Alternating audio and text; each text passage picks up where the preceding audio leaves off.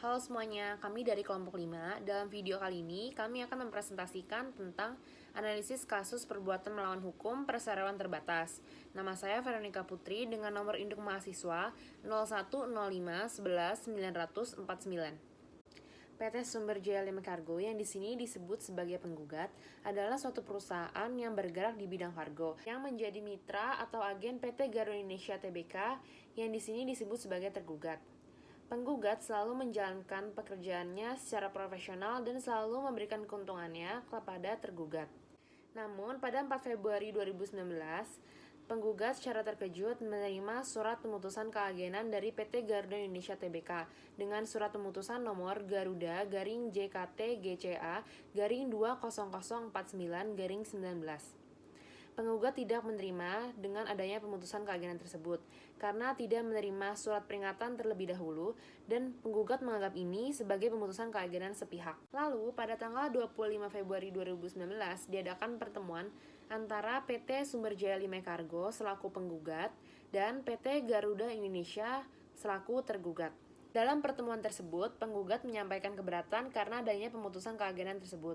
Kemudian, tergugat menanyakan soal tarif yang diberlakukan penggugat itu lebih murah dan menuduh adanya tindakan suap terhadap oknum tergugat. Karena adanya tuduhan tersebut, penggugat memberikan klarifikasi bahwa tarif murah didapat karena target kargo yang disediakan itu lebih banyak dibanding dengan agen lain. Karena adanya pemutusan keagenan tersebut, penggugat mengalami kerugian material dengan total sebesar Rp2.589.332.272. Selain mengalami kerugian material, penggugat juga mengalami kerugian imaterial, yaitu kehilangan nama baik dan kehilangan reputasi, yang jika diuangkan sebesar Rp10 miliar. Oleh karena itu, penggugat menganggap bahwa tergugat telah melanggar prinsip Good Corporate Governance yang terdapat dalam pasal 3 Peraturan Menteri Negara BUMN tentang tata kelolaan perusahaan yang baik.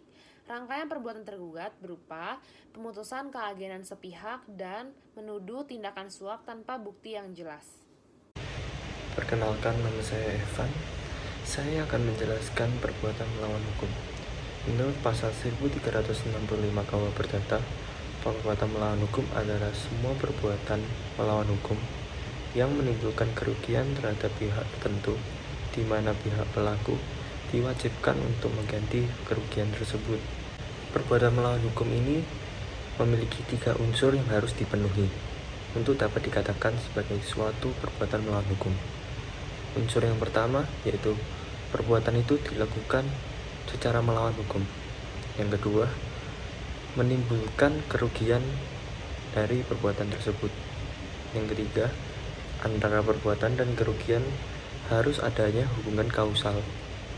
Kasus perdata yang kami analisis ini ketika unsur itu telah dipenuhi. Unsur yang pertama yaitu bahwa perbuatan itu dilakukan secara melawan hukum. Perbuatan menuduh penggugat karena melakukan suap terhadap oknum pegawai tergugat adalah melawan hukum, pemfitnahan. Untuk unsur kedua yang telah dipenuhi, yaitu bahwa perbuatan ini menimbulkan kerugian terhadap orang lain. Dalam hal ini, penggugat mengalami kerugian sebesar kurang lebih 12 miliar karena perbuatan dari tergugat. Secara detail, kerugian dapat dibagi menjadi 2, yaitu kerugian material dan kerugian imaterial. Kerugian material adalah kerugian yang dapat dihitung secara pasti dan dapat dipertanggungjawabkan secara pasti. Kerugian material dalam kasus ini ada 2, yaitu biaya operasional dan biaya potensi keuntungan. Setelah dihitung oleh penggugat bahwa biaya operasional dapat mencapai sebanyak Rp600 juta, sedangkan untuk biaya potensi keuntungan dapat mencapai sebanyak 2 miliar. Dan apabila ditotal, maka kerugian material yang dialami oleh penggugat dapat mencapai 2,5 miliar.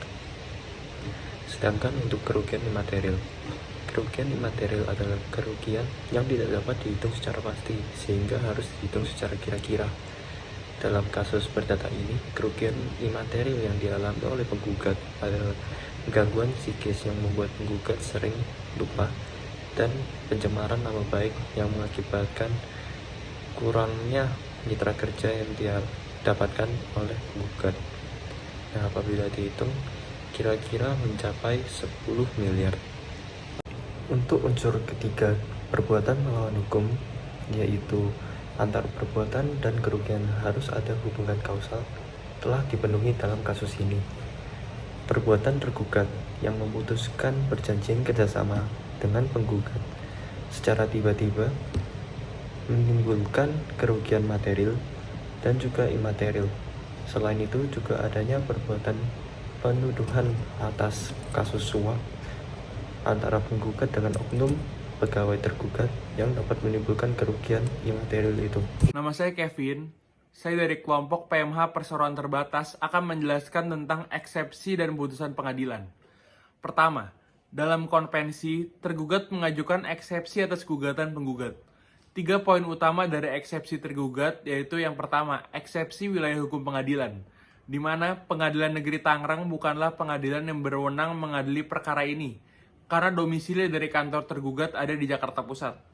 Kedua, gugatan penggugat kabur karena menggabungkan antara gugatan perbuatan melawan hukum dan wan prestasi yang seharusnya dipisah. Ketiga, eksepsi exceptio non adimplenti contractus, yaitu menyatakan penggugat cacat dalam menjalankan kontraknya karena tidak berhasil memenuhi target pengiriman ke Kota Balikpapan pada bulan Januari sampai September 2018. Dalam rekonvensi, tergugat menggugat balik penggugat karena telah mencemarkan nama baiknya sebagai BUMN serta mengganggu kelancaran bisnisnya. Penggugat rekonvensi menggugat tergugat rekonvensi dengan kerugian imaterial sebesar 1 triliun rupiah. Setelah berdiskusi, Majelis Hakim Pengadilan Negeri Tangerang yang memeriksa dan mengadili kasus ini menjatuhkan putusan selah sebagai berikut, yaitu mengadili bahwa menerima eksepsi tergugat mengenai kewenangan mengadili secara relatif, yaitu kewenangan pengadilan dalam memeriksa dan mengadili berdasarkan yurisdiksi pengadilan, dan menyatakan Pengadilan Negeri Tangerang tidak berwenang memeriksa dan mengadili perkara perdata nomor 455-PDT.G/2019-PNTNG serta menghukum penggugat untuk membayar biaya perkara sejumlah Rp876.000. Kesimpulan dan analisis. Gugatan PT Sumber Jaya Limek Group dilawan dengan eksepsi dan rekonsepsi dari pihak PT Garuda Indonesia Tbk. PT Sumber Jaya Limek Group salah mengajukan gugatan kepada Pengadilan Negeri Tangerang. Pengadilan Negeri Tangerang menerima eksepsi kewenangan mengadili relatif tergugat dan menyatakan tidak berhak mengadili kasus dengan nomor 455-PDT.G/2019-Pengadilan Negeri Tangerang. Untuk saran dan pembelajaran yang bisa dipetik dari kasus ini adalah kita harus lebih memperhatikan tata cara peradilan dan tata cara menggugat. Dan kedua, komunikasi adalah jalan terbaik untuk menghindari kesalahpahaman. Itu saja dari presentasi kami. Terima kasih telah mendengarkan. Maaf apabila ada yang salah ya. Terima kasih.